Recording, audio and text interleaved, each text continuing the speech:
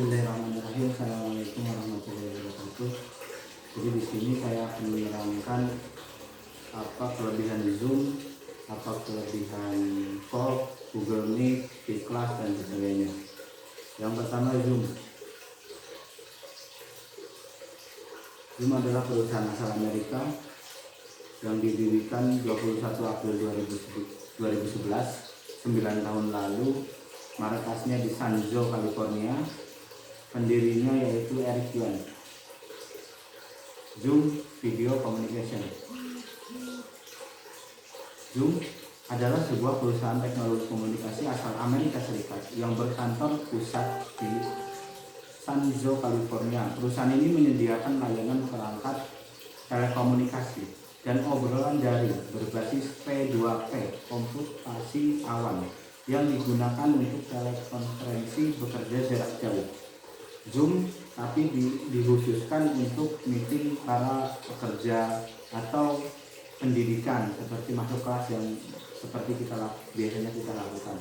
Namun Zoom memiliki biaya jika kita menggunakannya lebih dari 40 menit. Biasanya kita harus keluar lalu masuk lagi. Itu salah satu pengecohan sistem, atau mungkin Zoom membiarkan begitu supaya kita bisa menikmati Zoom secara gratis. Itu salah satu kelebihan dan kekurangan Zoom. Kelebihannya itu bugnya dibiarin, mungkin itu salah satu bug tapi dibiarin. Dan terus kekurangannya itu setiap 40 menit sekali kita ditawarin untuk beralih ke premium. Kan setiap produk biasanya ada premium. Nah, premium itu kan berbayar. Itu Zoom Video. Lalu kelemahan lainnya yaitu kalau di handphone yang saya rasakan, setiap kita mau masuk, lalu setiap mau masuk aplikasi, kita itu harus memasukkan email dan sandi ulang, gitu kan. Nah, kelemahannya mungkin di situ, terlalu ribet. Jadi kalau Zoom, kelemahannya yang pertama itu ketika udah lewat 40 menit itu berbayar. Nah, tapi ada bugnya, kelebihannya. Lalu ketika kita keluar dari aplikasi itu, kalau ketika masuk lagi itu kita harus login lagi. Nggak tahu memang hanya di handphone saya, nggak tahu memang book semua HP. Nah, itu salah satu kelebihan dan kekurangan Zoom. Lalu ada berita lain yang saya kutip dari detiknews.com, yaitu ketika Zoom memiliki kebocoran data dan dijual ke dark web. Dan itu langsung ditangani oleh pihak SEO yaitu Eric Yuan.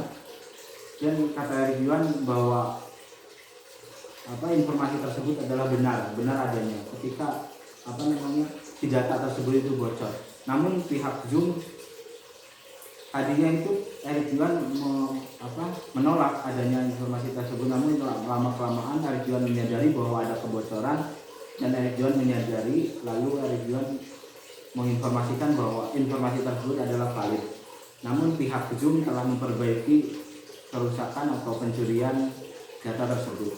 Itu kelemahan Zoom yang sudah diperbaiki. Untuk masalah tampilan web, suara atau sebagainya, untuk masalah tampilan di pihak Zoom, yaitu ketika orang awam menikmati aplikasi Zoom, menurut saya Zoom itu terlalu rumit untuk orang-orang awam seperti yang baru kita mulai kepada aplikasi Zoom.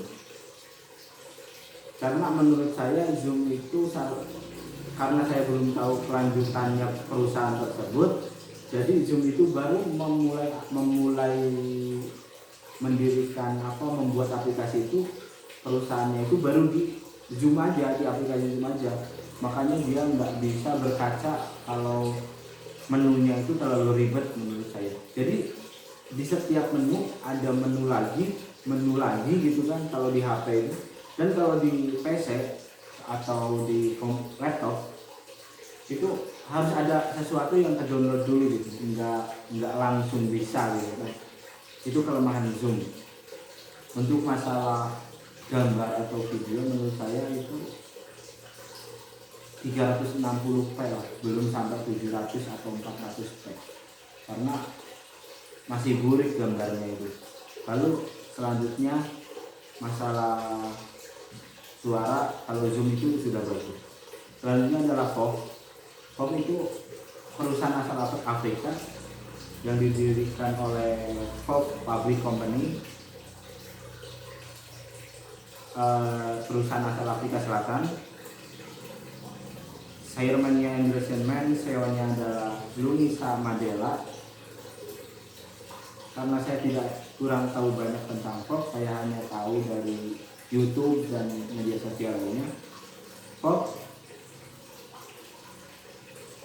belum banyak seperti zoom, belum banyak fitur seperti zoom, lalu gambarnya itu cukup jelek, masih di bawah, mungkin masih 144 pixel kali ya.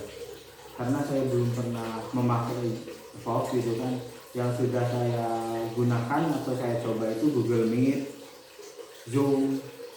Jadi saya tahu kalau kegunaan mereka itu, lalu dalamnya itu kayak gimana. FOV itu perusahaan asal Afrika Selatan. Gambarnya masih burik kalau setahu saya lihat di YouTube. Lalu suaranya itu telat, suara dengan ucapan itu telat. Jadi walaupun jaringan kita itu cepat, nah seperti itu. Lalu kita lanjut lagi ke Google Meet. Google Meet dirilis pada tahun 2007. Lalu Google menghapusnya karena menurut Google itu kurang penting, karena Google sudah merilis sebelumnya itu Google Duo. Lalu merilisnya lagi ketika, setelah saya baca di Wikipedia, Google merilisnya lagi itu ketika ada isu COVID di mana-mana. Karena Google sendiri itu mengajarkan kerja jarak jauh. Ya salah satunya meeting jarak jauh dan menggunakan Google Meet. Tadinya Google Meet itu hanya untuk perusahaan Google, lalu dipublikasikan ya, setelah saya baca di Wikipedia. Tahun rilis 2007, gambarnya HD, suaranya bagus. Cara daftarnya sangat mudah karena setiap orang sekarang itu sudah pasti memiliki akun Google dan gampang. Setiap kita memiliki akun Google tinggal masuk, itu sudah masuk pasti.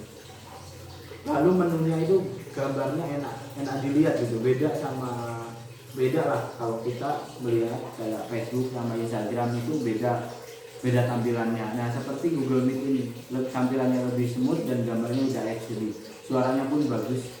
Lalu banyak fitur tapi tidak kebanyakan menu. Gimana menjelaskannya? Banyak fiturnya namun gampang menyetelnya gitu kan. Nah itu Google Meet. Lalu balik lagi ke V-Class. V-Class itu saya cari di Wikipedia, walaupun dalam bahasa Inggris itu belum tersedia, mungkin pihak ownernya atau developernya belum mencetuskan V-Class.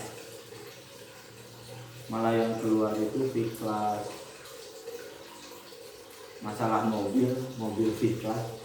Jadi setahu saya setelah saya download V-Class, jadi di dalamnya itu cukup untuk Meet saja, karena V-Class itu menurut saya developer pemula ya. Namun setelah saya cari-cari ternyata V-Class itu perilisnya atau developernya itu Tencent, salah satu developer game terkemuka di Indonesia. Itu gamenya itu asal Amerika, namun tenornya di Indonesia gamenya itu. Tencent salah satu. Gambarnya itu setelah saya lihat di YouTube tadi, gambarnya itu belum sebaik Google Meet. Suaranya sudah cukup, belum bagus namun sudah cukup. Seperti itu mungkin penjelasan saya, kurang lebihnya mohon maaf karena minimnya informasi tentang aplikasi atau aplikasi-aplikasi yang tidak banyak digunakan oleh banyak orang gitu kan. Karena minimnya informasi tentang aplikasi tersebut. Kalau Zoom terkenal itu gara-gara kebocoran datanya, lalu kan dirilis sama si Wikipedia. Google Meet karena salah satu perusahaan besar, lalu yang lain seperti Fox, Bigclass dan lainnya itu kurang. Namun yang untuk sekarang pihak WhatsApp rilis patch yang sekarang pun pihak WhatsApp itu menambah 8 akun dalam satu kali video konferensi gitu. Karena kenapa? Karena yang mungkin pihak WhatsApp menilai adanya virus yang sekarang ini dan banyak rilisnya aplikasi video konferensi. Jadi pihak WhatsApp menambah lagi fiturnya, yaitu dengan menambah akun dalam satu kali chat, yaitu 8 orang. Terima kasih, hanya itu yang bisa saya sampaikan. Assalamualaikum warahmatullahi wabarakatuh.